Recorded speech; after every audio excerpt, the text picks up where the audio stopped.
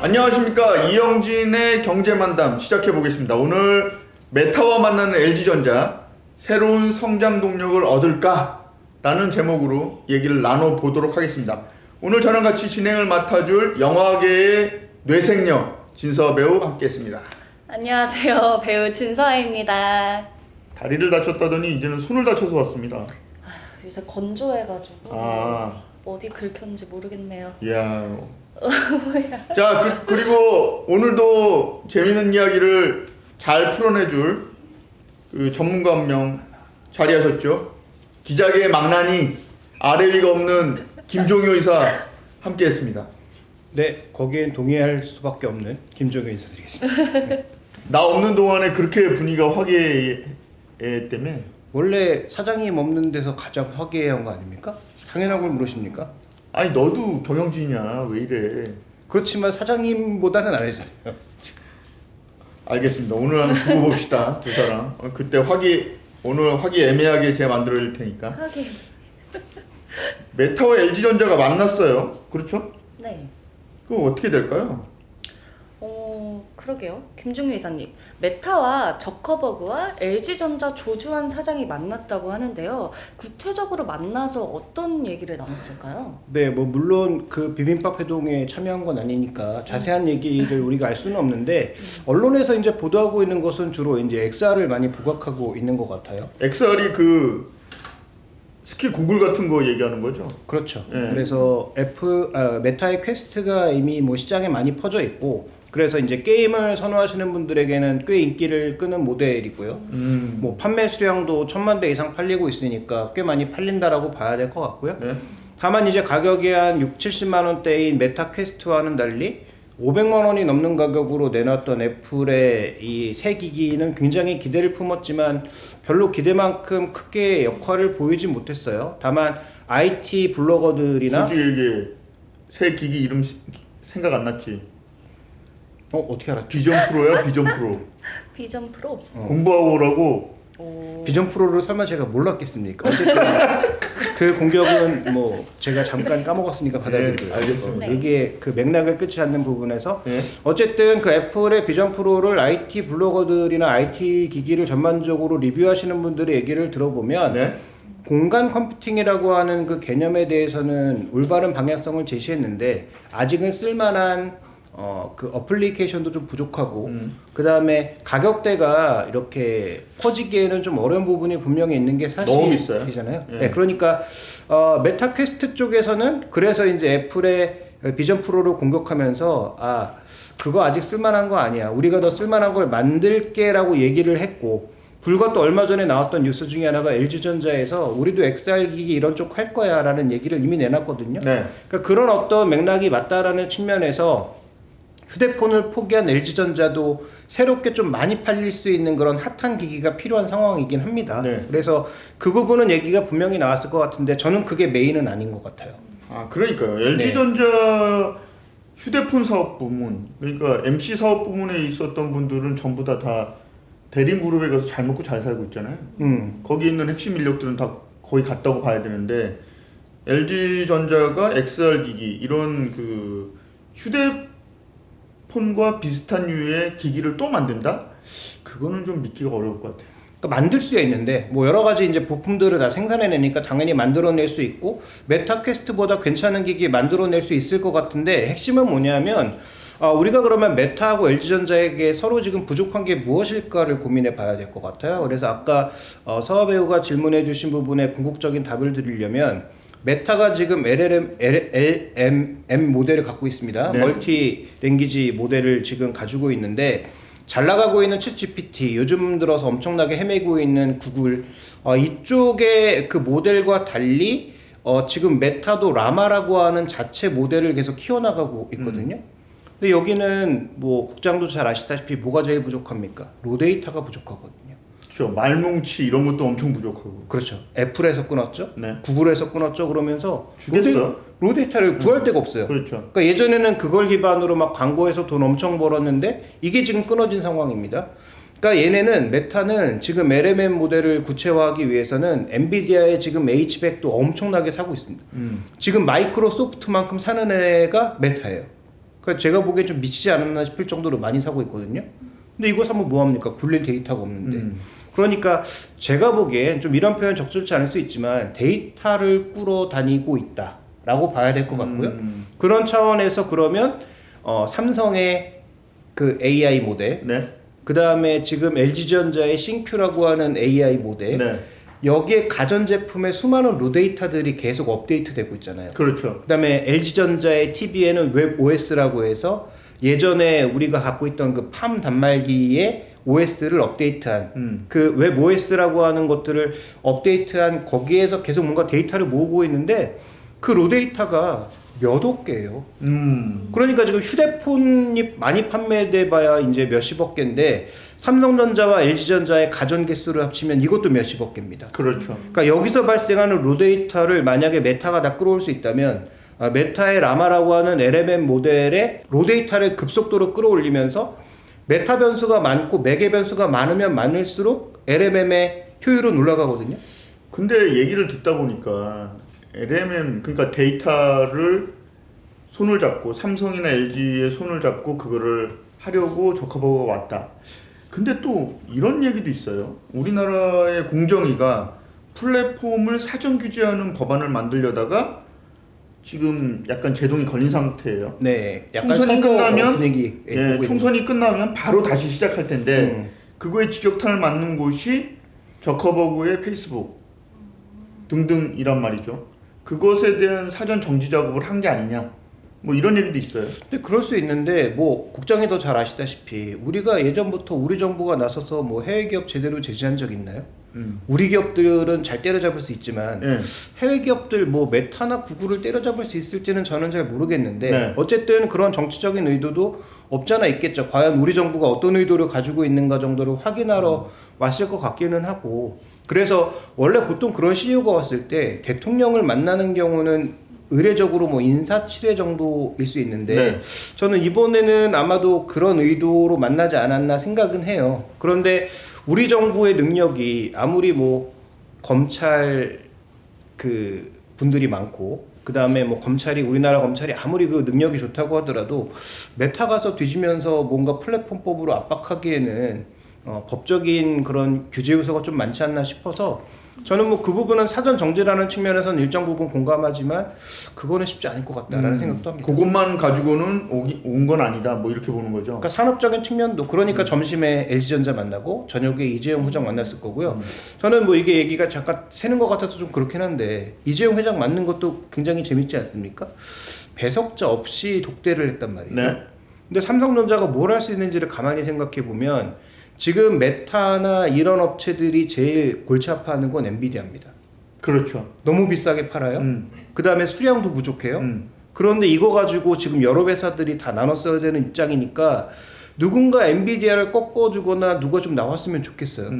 그런데 삼성전자는 어쨌든 부족하지만 비메모리도 할 수 있죠. 그 다음에 메모리도 붙일 수 있죠. 그러니까 우리가 지금 소위 엔비디아가 만든 H100이라고 하는 게 밑에 기판 들어가고 위에 지금 비메모리에 들어가고 그 위에 HBM 얻는 거잖아요. 이거를 턴키로 다 할 수 있는 회사가 전 세계에 아직은 삼성전자밖에 없다. 그러니까 그런 측면에서 봤을 때 저는 삼성전자가 자신의 어떤 빅스비를 더 능력을 높이기 위해서 삼성전자는 LG전자처럼 데이터를 줄 가능성은 없다라고 보고요. 네. 오히려 그런 식의 턴키 공사와 관련된 것을 메타가 너희가 좀 빨리 기술 개발 좀 해서 능력을 좀 보여줘라는 얘기. 설계는 우리가 할 테니 너희는 잘 만들어만 줘 라고 할 것 같고 LG전자는 그런 능력이 아예 없잖아요. 그렇죠. 그러니까 너희는 데이터를 좀 내놔. 이럴 가능성이 혹시 있지 않을까. 야, 근데 얘기를 들어봤더니 메타는 SR 기기 그리고 광고도 좀 계속 떨어지고 있고요. 그 생성형 AI도 지금 뭐 등수에도 올라갈지도 못할 정도로 지금 지지부진하잖아요. 근데 왜 주가는 올라가고 있을까요? 인스타그램 많이 쓰시죠? 네. 네. 인스타그램 안 쓰시죠? 안 씁니다. 진짜요? 예. 뭐 하세요? 페이스북? 아, 저는 SNS 자체를 안 합니다. 예. 네, 그래서 그래서- 저는 댓글도 안 봅니다. 그러니까 저는 SNS 기자 생활하면서 댓글도 한 번도 안 봤습니다. 예. 뭐 봐도 별 타격도 안 입을 거예요. 어쨌든 SNS 쪽에서 지금 전 세계에서 어쨌든 20억 명의 활성자, 월간 활성자 20억 명을 갖고 있는 그 SNS는 메타밖에 없죠. 그러니까 여기도 데이터만 뚫으면 중국과 인도의 인구를 합친 정도 숫자의 데이터를 계속 확보할 수 있는 회사라는 거예요. 네. 잠재력은 충분히 있고 최근에 이제 주가가 그만큼 강해지고 있는 가장 핵심 이유는 여기도 지금 말씀드렸던 LMM 모델을 엄청나게 드라이브를 걸고 있는 데다가 네. 실제로 사람 잘라내면서 실적이 엄청 좋아지고 있습니다. 고정비가 줄었구나. 네, 그래서 여기가 원래 사람 뽑으면서 엄청나게 이제 임금 많이 주고 데려갔던 네. 데들이잖아요. 근데 최근 구글도 뭐 10,000명 단위로 자르고 있죠. 아마존도 그렇죠. 페이스북도 그러면서 실적이 대거 좋아진 부분이 일단 주가 상승의 가장 기본적인 원인이고, 거기 아까 말씀드렸던 대로 여기가 지금 돈 엄청 써서 네. 거의 마이크로소프트만큼 엔비디아 H백을 막 사고 있거든요. 어. 그러니까 이게 기대감이 높아지는 거죠. 여기가 어쨌든 활성 인구도 있고, 그 다음에 데이터도 확보할 수 있고, 실적도 성장하고 있는 데다가 LMM 모델도 제대로 만들어내면 지금 당장은 아니더라도 챗GPT와 뭔가 대적할 수 있는 또 하나의 어떤 그런 모델이 만들어지지 않을까라는 기대가 충분히 살아있는 하긴 것 같습니다. 메타, 페이스북에서 메타로 이름 바꿨을 때 회사 망하는 거 아니야? 다 이렇게 생각했는데. 메타버스. 그러니까요. 그렇게 의외로 잘 살아남고 있네요. 예. 그럼 이사님, 지수만큼도 오르지 못한 LG전자 원인은 실적이라고 보시나요? 네, 어떻게 보면 메타는 사상 최고가, LG전자는 지금 뭐 사상 최저가는 아니지만 굉장히 지수보다도 못한 주가를 보이고 있어서. 애플카로 꽤 재미 봤었죠, LG전자는. 근데 그건 현대차, 기아차가 좀 더 아, 강했죠. 그 사람들은 임원들이 그거를 띄워놓고 그 주식을 막 팔아서 저는 그렇죠. 별로 좋게 생각하지 않습니다. 그러니까 거기는, 그러니까 저는 뭐 예전부터 한번 말씀드린 적이 있는데 애플카는 별로 가능성이 없다. 그 제조업 안 해본 애들이 뭔가 제조업을 한다라는 것 자체가 얼마나 리스키한 일인지는 다 알고 있는 부분이었기 때문에 대부분의 자동차 전문가들은 예전부터 애플카 가능성 없다라고 얘기를 많이 했습니다. 그래서 그 부분이 단기적인 충격도 물론 있었겠지만 그거보단 본질적으로 실적이 생각보다 굉장히 안 좋아요. 왜냐하면 LG전자가 네, 지금 주요 사업부가 HE 사업부라고 해서 주로 이제 여긴 TV죠, 홈 엔터테인먼트. 네. 그다음에 HA 사업부, 홈 오토메이션 쪽은 에어컨이나 일반 가전 쪽의 실적이라고 봐야 되는데 에어컨 냉장고. 네, 근데 이쪽도 살펴보시면 핵심이 뭐냐면 1분기가 정점이고 원래 뒤로 가면서 떨어집니다. 원래도 실적 좋았을 때도. 그래요? 네, 원래 그러니까 원래 3분기, 1분기는 신학기라서 좀 팔리는 게 있고 3분기는 원래 호황기인데? 근데 이게 실제로 출하할 때 예. 3, 4분기에 기본적으로 이제 미국이 호황이기 때문에 네. 밀어내기를 주로 1월달 1분기에 많이 하게 되죠. 그 다음에 4분기에 재고떨이가 한번 되면서 이 실적이 1분기에 잡힙니다. 네. 그래서 1분기 실적이 가장 크게 올라오고 또 하나 1분기에 가장 많이 팔리는 게 에어컨이에요. 근데 에어컨의 생각보다 실적이 굉장히 괜찮아서 항상 보면은 LG전 1분기가 실적이 정점이고 분기별로 보면 뒤로 가면서 실적이 떨어지거든요. 특이하네요. 네. 그 원래 이제 통상적으로 그렇고 4분기에는 또 뭐 그 급여, 상여 이런 거 막 상여. 주니까 이런 것들 때문에 또 실적이 떨어지는 부분이 있어서 항상 상저하고의 어떤 실적 패턴을 보이는데 삼성전자 같은 경우에는 3분기가 장사가 제일 잘 되는데 왜냐면 3분기에 이 인사평가를 하잖아요. 3분기 실적까지. 그러니까 그냥 무지하게 파는 거예요. 그때. 4분기 실적까지 다 끌어와가지고 3분기에다 하거든요. 그래도 또 반도체 거긴 또 실적이 있으니까 아마 LG전자랑 좀 차별을 될 수밖에 없는 그런 상황이긴 할 텐데. 그건 맞죠. 네, 어쨌든 중요한 건 LG전자는 항상 그런 패턴을 보여왔는데 그런 패턴임을 고려함에도 불구하고 어쨌든 실적 자체가 시장 예상했던 것보다 별로 좋지 않았어요. 그래서 큰 덩어리로 보면 세 가지 사업부 봐야 되는데 전장 사업부, 그 다음에 이제 HE 전장의 사업부, VS죠. 네. 그다음에 HE 사업부, HA 사업부 세 가지 큰 덩어리가 있고 나머지 조그만 사업부들 몇 개 모인 거 있다고 봐야 되는데 일단 두 가지가 불안하니까 VS 사업부는 굉장히 성장하고 있음에도 불구하고 실적이 좋지 않아서 일단은 굉장히 부진한 모습이고요.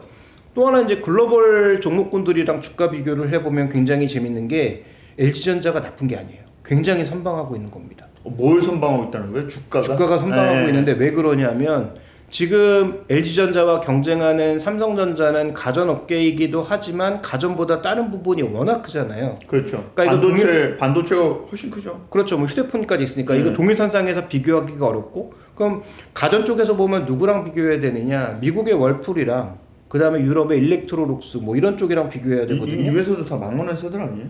근데 이런 데는 신저가입니다. 네. 그럼 그거에 비하면 LG전자는 신저가 아니거든요. 야, 잘 버티고 있는 거예요. 월풀이 망한 회사 아니에요? 이런 소리를 들을 정도라니. 야, 진짜 어마어마하네요.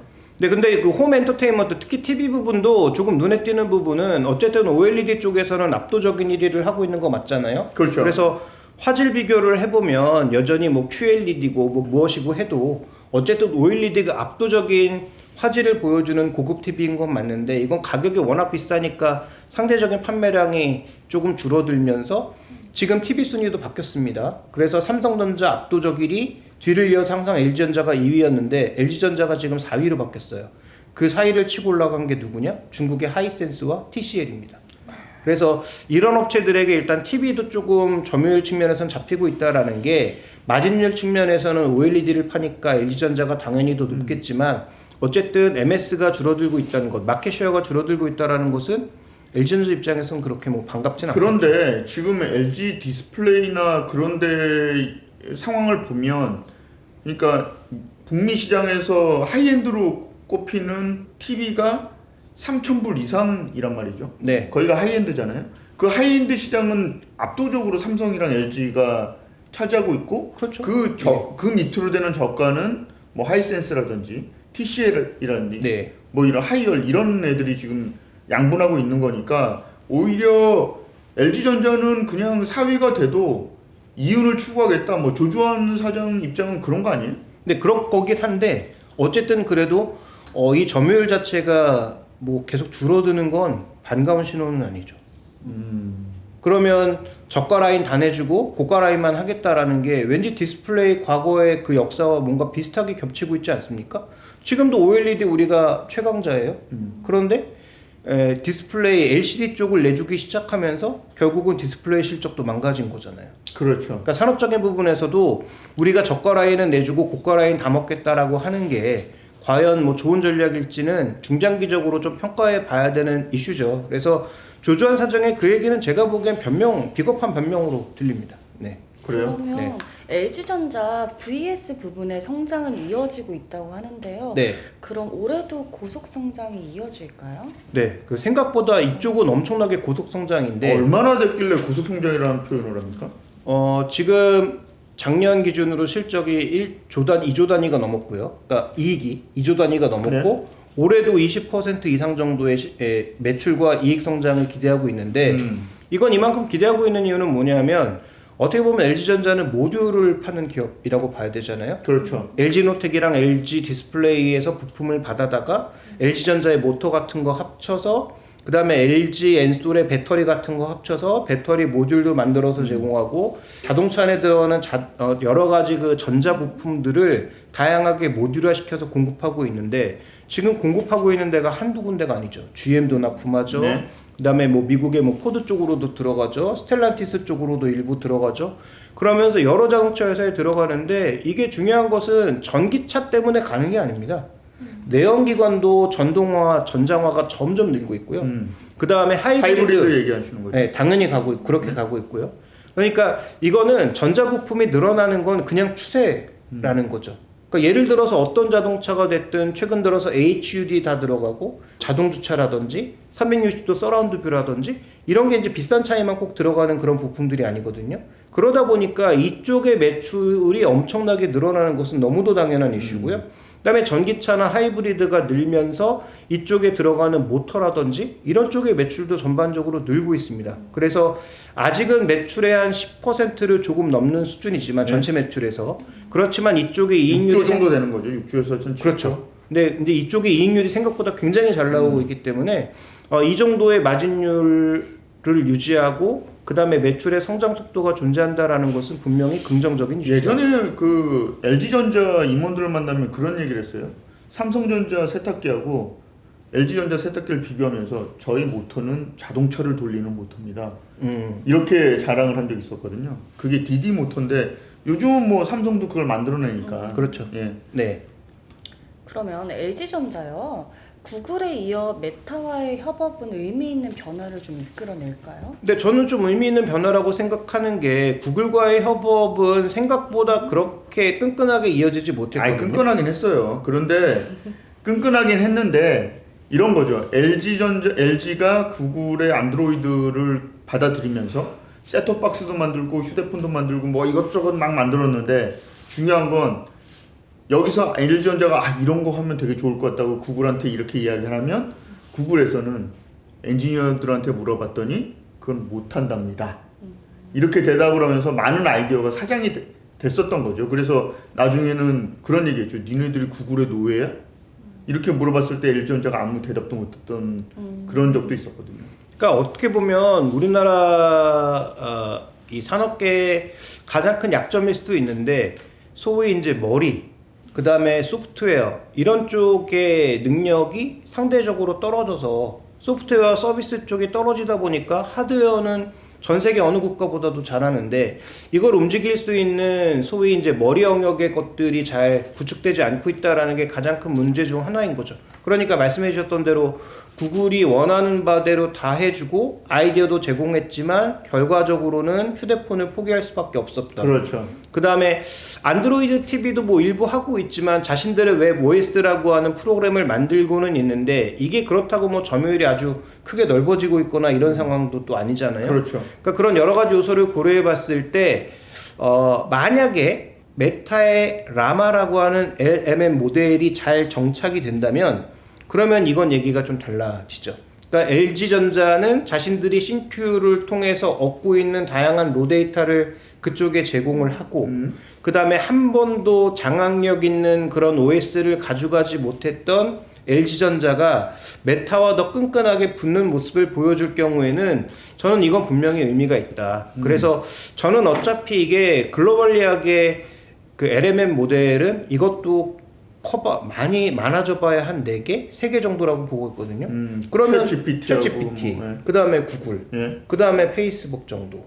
그 다음에 나머지는 다 애매한 거예요, 지금. 다들 하고 있지만. 네, 맞아요. 그러니까 중국은 또 독자적으로 살아남을 걔네들은 뭐 아예 거기서만 한다고 봐야 되는 거죠. 그렇죠. 그래도 뭐 어쨌든 매개면서 거긴 뭐 인구가 그렇죠. 14억이 넘으니까 맞아요. 그거 알아서 할 거고 뭐 인도도 뭐 개발할 것 같긴 하지만 인도가 독자적인 모델을 할 가능성은 상대적으로 낮아 보이고 유럽은 뭐 옛날부터 헤매고 그렇죠. 있고 그러니까 그런 측면에서 봤을 때 크게 봐서 4개 정도 살아남는다고 하면 그 중에 이제 1등인 MS하고 손잡으면 가장 좋겠지만 네. 챗GPT랑 손잡으면 가장 좋겠지만 저희는 손 잡았습니다. 알파 경제는 MS의 뉴스를 공급하고 있습니다. 오, 축하합니다.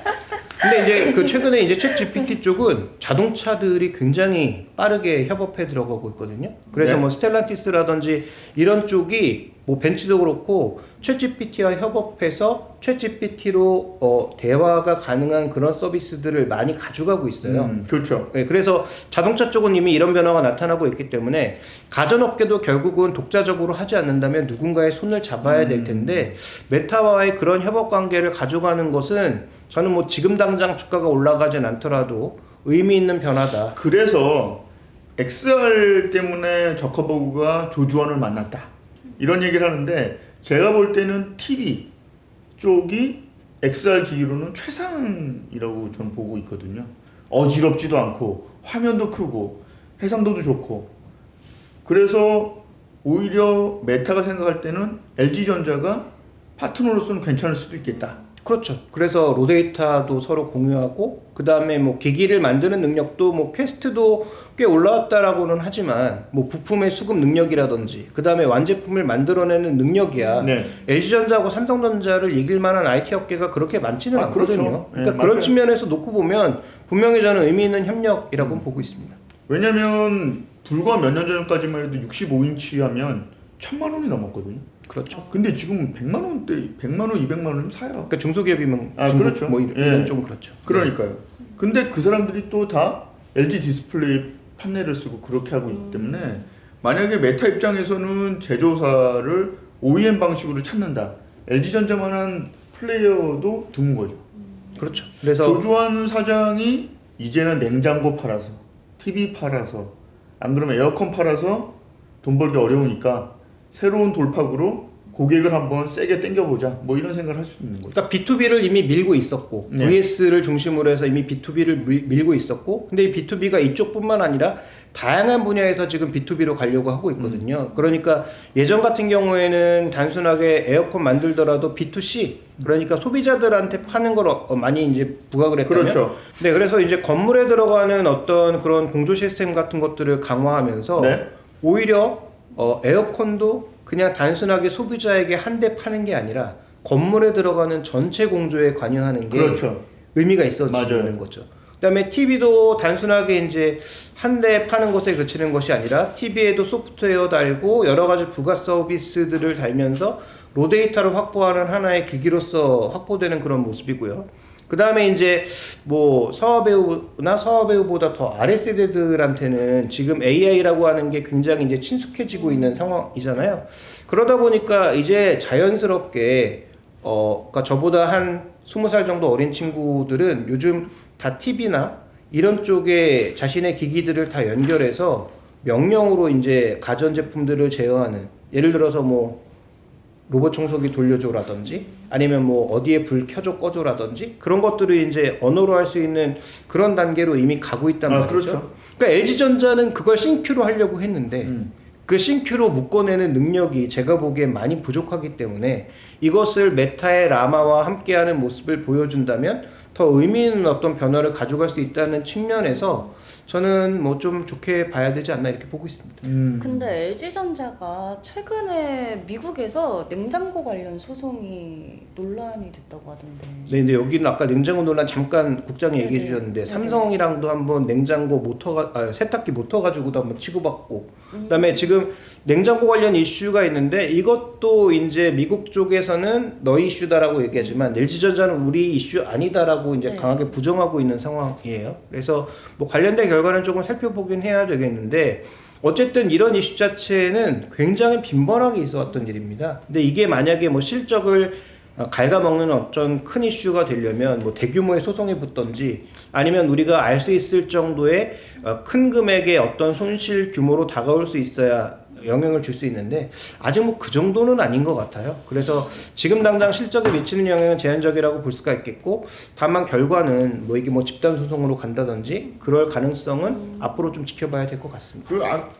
왜 이게 중요하냐면 생각해 보세요. 지금 우리나라 건설사들은 아파트를 지을 때 옵션 사항으로 세탁기, 냉장고, TV 이런 거를 그냥 다 집어넣어 주잖아요. 물론 TV는 좀 다를 수 있는데 그럴 때 서웨어 같은 경우에는 어떤 브랜드를 할 것 같아요? 삼성 비스포크 네. 이런 걸 할 것 같잖아요. 네네. 완전 하이엔드, 네네. 완전 하이엔드급으로. LG전자도 하이엔드급 제품들이 있어요. 오브제. 예, 오브제가 있잖아요. 그런데 중요한 거는 이제 그런 미국 북미에 있는 건설사들이 아파트나 이런 걸 지을 때 옵션 사항으로 들어가면 정말 하이엔드급으로 넣어야 되거든요. 네. 그거를 지금 뚫지 못하는 그런 부분이 분명 있어요. 그 유럽에 있는 정말 초고가 제품들 이런 것들이 이제 B2B 사업에 완전히 진출하고 있어서 지금 오브제나 비스포크의 가격대와 그 정도의 디자인이 들어가기에는 조금 어려운 부분이 좀 있죠. 근데 이제 중요한 거는 이거예요. 뭐냐면 B2B를 자꾸 가전사들이 하고 싶은 건 B2C를 하게 되면 AS 그 네트워크 비용이 너무 들어가는 거예요. 그거를 B2B를 하게 되면 줄일 수가 있거든요. 네. 그러니까 그걸 줄이고 그 다음에 100만 원짜리 세탁기 하나 팔았는데 여기서 항의하는 거는 한 500만 원어치의 힘이 들어가는 거예요. 그거 가전사들이 그런 거 너무 하기 싫어하거든요. 삼성도 휴대폰을 팔고 싶어 하지 않아요. 뭐 고장만 나면 맨날 와서 난리치는 사람들이 너무 많으니까 이거를 어떻게 하면 통으로 많이 팔 수 있을까? 맨날 그런 고민을 하는 거죠. 조주환 사장도 거기에 꽂힌 것 같은데요. 그렇죠. 지금 뭐 B2B를 넓히기 위한 노력들을 뭐 지금 한두 가지 하고 있는 게 아니죠. 아까 말씀드렸던 대로 뭐 자동차는 이미 잘 나가고 있는 거고 네. 가전 쪽에서도 점차적으로 그런 쪽으로 바꾸려는 시도 계속 가고 있기 때문에 결국 뭐 B2B 사업이 커지면 커질수록 LG전자의 실적은 뭐 마진율은 조금 떨어질 수 있지만 향후 안정적인 흐름으로 가져갈 수 있다라는 측면에서 뭐 B2B 사업의 강화는 앞으로 계속 지켜봐야 될 중요한 이슈다 이렇게 보고 있습니다. 알겠습니다. 그러면 이사님 마무리를 좀 해볼까요? 네. LG전자 투자 시점은 지금 하는 게 좋을까요? 전 여러 가지 관점에서 지금 해야 된다고 생각하는데요. 지금 당장. 네. 지금이 그럼 가장 바닥이다. 바닥인지는 정확하게 알 수 없지만 네. 어쨌든 핵심 포인트가 뭐냐면 일단 밸류 기준으로 봤을 때 이 종목이 지금 이익이 왔다 갔다 하고 있기 때문에 PER 관점으로 보긴 어려워요. 그러면 장부 가치 기준으로 PBR 관점으로 봤을 때 어느 정도의 밴드에서 움직이고 있는지가 핵심이잖아요. 네. 한 0.7배에서 한 1.4배 정도 사이란 말이에요. 근데 지금 어느 정도 위치냐? 0.9배예요. 그럼 만약에 이 회사가 망한다면 0.7배 아래로 깨고 내려가겠죠. 그렇죠. 근데 망할 회사가 아니라면 아래로 내려가 하락폭은 제한적인데 만약에 위쪽으로 치고 나갔을 때 상승 여력이 더 넓은 구간이란 말이죠. 그러면 뭐로 치고 나갈 수 있느냐? 아까 말씀드렸잖아요. 라마와의 협력, 그러니까 메타와의 협력 이런 부분들. 그 다음에 실적적인 측면에서 1분기가 실적이 가장 좋기 때문에 네. 4월달 실적 발표 이전에 사는 게 조금 더 좋을 수 있다라는 관점. 그래서 그 두 가지 관점만으로도 지금 투자하는 게 낫다라는 판단이고요. 정부가 하는 밸류 프로그램은 그러면 여기에 적용이 될까요? 연관이 좀 적습니다. 왜냐하면 만약에 LG 그룹의 밸류 프로그램에 전체적인 영향을 준다면 LG가 가장 크게 작용할 가능성이 높고 두 번째로는 LG화학이죠. 그건 왜 그렇죠? LG엔솔의 지분이 워낙 저평가되어 있으니까 그래서 만약에 밸류 프로그램으로 본다면 그쪽에 더 무게감이 실릴 거예요. LG전자는 좀 왜냐하면 갖고 있는 지분이 디스플레이, 이노텍 근데 지금 같이 헤매고 있잖아요. 그렇죠. 네, 그래서 자회사들도 삽질 삼형제라고 불리고 있더라고요. 네, 워낙 헤매고 있는 국면이라 그래서 이 헤매고 있는 세 가지 회사의 밸류업이 한꺼번에 이루어지긴 쉽지 않기 때문에 제가 보는 관점에서는 밸류 프로그램과는 조금 거리가 있다. 다만 LG전자도 큰 틀에서 보면 중간 지주 정도는 되기 때문에 그 IT 쪽의 중간 지주라는 측면에서 보면 말씀하신 것도 장기적으로는 영향이 있을 수 있겠다. 그런데 지금 이 종목이 시장이 우리나라 시장 PB가 한 0.9배거든요. 근데 아까 지금 0.9배라고 말씀드렸잖아요. 그렇죠. 그렇게 매력적이진 않아요. 더 싼 종목이 너무 많으니까. 그다음에 또 한 가지 측면에서 제가 의미 있게 보고 있는 것은 1분기 실적이 만약에 정점이 아닐 경우 그러니까 보통 통상적으로 1분기 정점이고 2분기부터 떨어져 왔는데 예를 들어서 차라리 1, 2분기 실적이 조금 망가지고 3, 4분기부터 실적이 올라갈 만한 여건들이 만들어진다면 또 여기 판이 달라지는 거죠. 그 핵심 포인트는 금리에 달려있다라고 보는데 어쨌든 가전제품도 금리의 영향을 받거든요. 왜냐하면 뭐 가전제품을 한 번에 현금으로 사시는 분들도 물론 많겠으나 대부분 할부. 진서 배우 같은 분은 현금으로 사시는 것 같던데. 아 그래요? 몰랐는데? 그러면 지난번에 저한테 돈 빌려주신다 그래가지고. 85인치 뭐 OLED 이런 것도 그냥 한 방에 그냥 뭐. 그건 안 되겠지. 그건 너무 비싸잖아. 그러니까 어쨌든 그런 측면에서 보면 할부 금융도 금리에 어쨌든 민감하기 때문에 현재 금리가 조금 올라간 상황에서 하반기부터 금리 내려간다고 하는 거잖아요. 그래서 1분기 실적이 정점이 아니고 3, 4분기도 견조한 실적이 만약에 나타날 경우에는 얘기도 달라질 수 있는 거죠. 그래서 굉장히 많이 가전제품 쪽은 2020년, 21년도에 TV 막 바꾸고 컴퓨터 막 바꾸면서 엄청나게 폭발했다가 지금 2, 3년 구간 동안 쭉 수요가 줄어들고 있는 국면이기 때문에 이게 금리 영향도 일부 있는 것으로 보여서 만약에 이제 금리가 하반기부터 내려갈 경우엔 상대적으로 견조한 실적을 기록할 수도 있다. 그러면 지금의 저평가를 조금 벗어나게 되면 우리가 평균치로 회귀한다고만 했을 때도 1.1배, 1.2배 정도의 수준이면 11만 원이 넘는 거거든요. 충분히 매력적인 투자 포인트가 될 수 있다는 관점에서 저는 뭐 지금 산다면 오히려 뒤늦게 좋아지는 거 확인하고 사면 좀 늦을 수 있고 그 다음에 목표 수익률이 그렇게 높지 않기 때문에 오히려 10만 원을 하회하는 지금이 매수 기회일 수 있다라고 보고 있습니다. 매수 기회일 수도 있다. 지난번에 그 라스베가스에 있었던 그 CES에도 그렇고 이번에 MWC 스페인에서 한 것도 그렇고 굉장히 변화들이 많아요. 저희 기자들을 보냈더니 엄청 변화들이 많더라고요. 하반기에 만약에 김종효 이사가 얘기했던 것처럼 성장세가 만약에 눈에 띈다. 그럼 9월에 있는 독일 이파도 굉장히 재밌는 모습을 보여줄 수 있을 것 같네요. 네, 뭐 3대 가전쇼 중에 하나고 하반기에서 뭐 가장 주목할 게 그 부분이니까.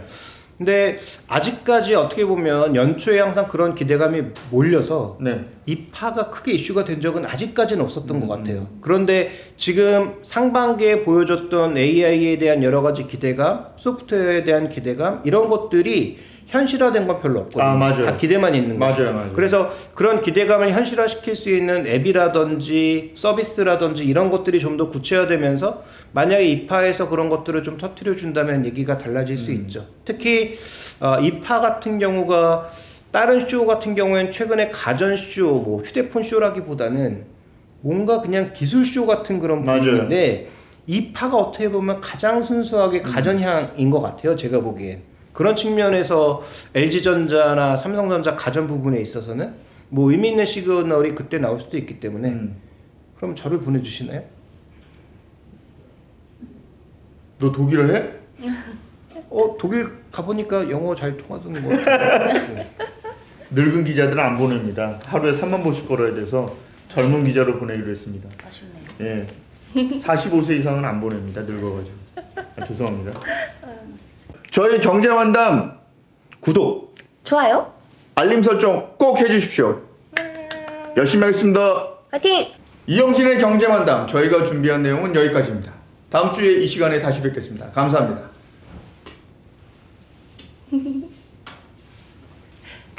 수고하셨습니다. 뭐야 보내준대 왜? 안 보내!